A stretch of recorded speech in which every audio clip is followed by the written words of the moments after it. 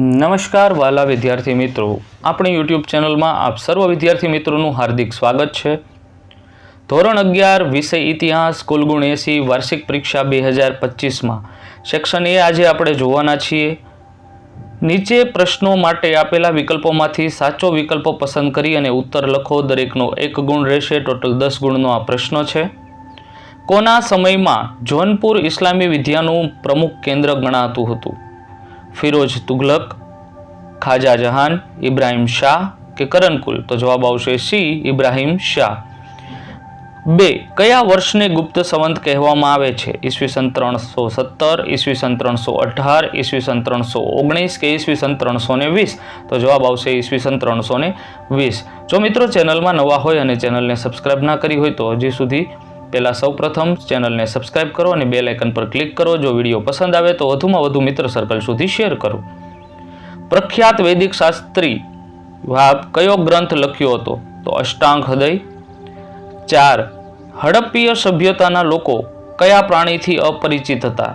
હાથી, ઘોડો, વાઘ કે ગેંડો? તો જવાબ આવશે બી, ઘોડો। 5. કવિ પંપા, પોના અને રનાને કન્નડ સાહિત્યના કયા નામે ઓળખવામાં આવે છે? ત્રિદેવ, ત્રિમૂર્તિ, ત્રિરત્ન કે ત્રિકાળ? તો જવાબ આવશે ત્રિરત્ન। 6. લોથલનું કયું વિશિષ્ટ લક્ષણ ધરાવતું હતું?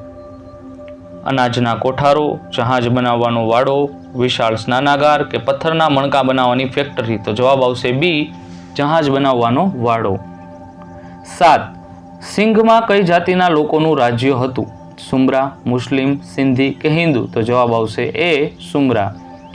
8.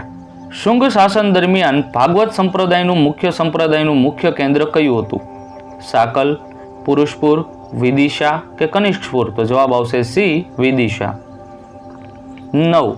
સૈયદ વંશની સ્થાપના કયા સુલતાને કરી હતી? ખિજરખ, આલમ શાહ, મુબારક શાહ કે અહેમદ શાહ? તો જવાબ આવશે ખિજરખ। 10. રામચરિત માનસના રચયિતા કોણ હતા? સંત રામદાસ, સંત કબીર, સંત મહાદાસ કે સંત તુલસીદાસ? તો જવાબ આવશે ડી, સંત તુલસીદાસ। આવા જ વિડીયો એક પછી એક દરેક સેક્શનના દરેક સબ્જેક્ટના આપણી યુટ્યુબ ચેનલની અંદર એક પછી એક અપલોડ થઈ જશે, જોવાનું ચૂકતા નહીં। નવા વિડીયો માટે થોડી વેઇટ કરો, ત્યાં સુધી લાઇક કરો, કોમેન્ટ કરો, શેર કરો, સબસ્ક્રાઇબ કરો। Thank you.